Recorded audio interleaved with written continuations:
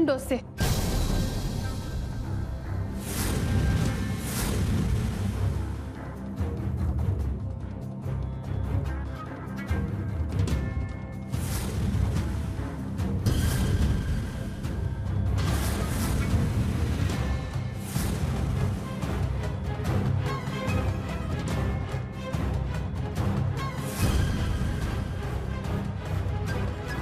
મળી ગયો મીઠી. તારા દુશ્મન ગોરાને પાઠ ભણાવવાનો રસ્તો મળી ગયો. માટલું લઈ લ્યો, માટલું. ઠંડા પાણી હાટું માટલું લઈ લ્યો. માટલું લઈ લ્યો, માટલું. અરે ગોરા કુબારની હાટડી ક્યાં છે?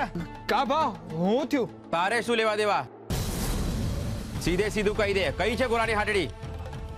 અરે પણ ગોરાને આવતા થોડો સમય થશે. અરે થોડા દી હું અમે તો ઈચ્છે છે એ ખૂની કદી ના આવો જોઈએ.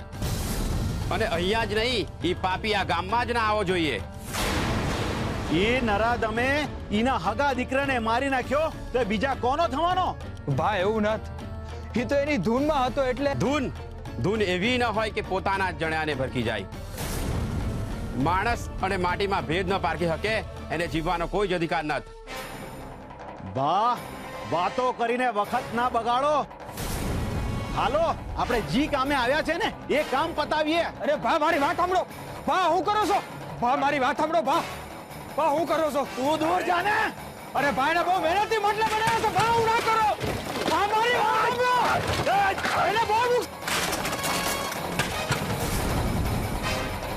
ઈ ખૂની છે અને ખૂનીના કામમાં મહેનત ના હોય, પાપ હોય, પાપ. પાપ તમારી નથી.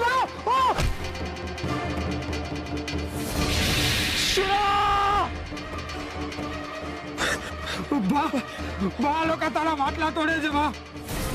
ભા હું તમને હાથ જોડું છું, મહેરબાની કરીને માટલા ના તોડો. ભા તું એ લોકોને કઈ સમજાવ ને. ભાઈ તારા માથા માટલું વાગ્યું છે ને તારા માટલાની પડી છે. અરે માટલા તો બીજા બની જાય. હાલ અહીંયા નકર તને વધારે વાગી જાય.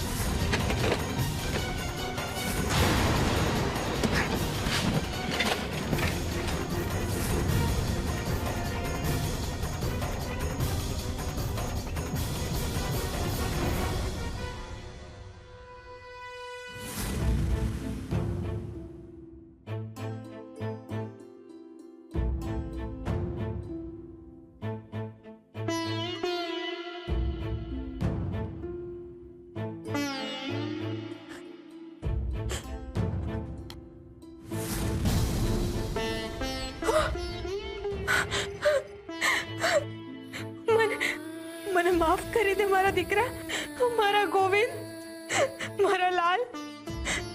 આ તારું મન ગમતું રમકડું મારા હાથથી છટકી ગયું. કેમ મારા હાથથી આવી ભૂલ થઈ ગઈ કે તારા બાળપણની આ સૌથી મોંઘેરી નિશાની મારા હાથથી છૂટી ગઈ. કેમ મારા હાથ એને સાચવી ન શક્યા. પણ કોઈ વાંધો નહીં, હું એને ફરીથી જોડી દઈશ. હું એને ફરીથી પહેલા જેવો જોડીને.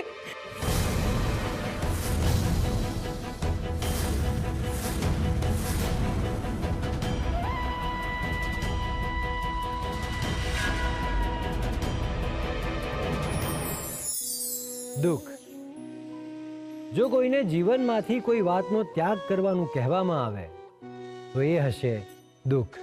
દુઃખ એક એવી અનુભૂતિ છે જે ક્યારેય કોઈને નથી ગમતી, પરંતુ સત્ય એ પણ છે કે એનો અનુભવ કર્યા વિના ક્યારેય કોઈ રહી શક્યું પણ નથી.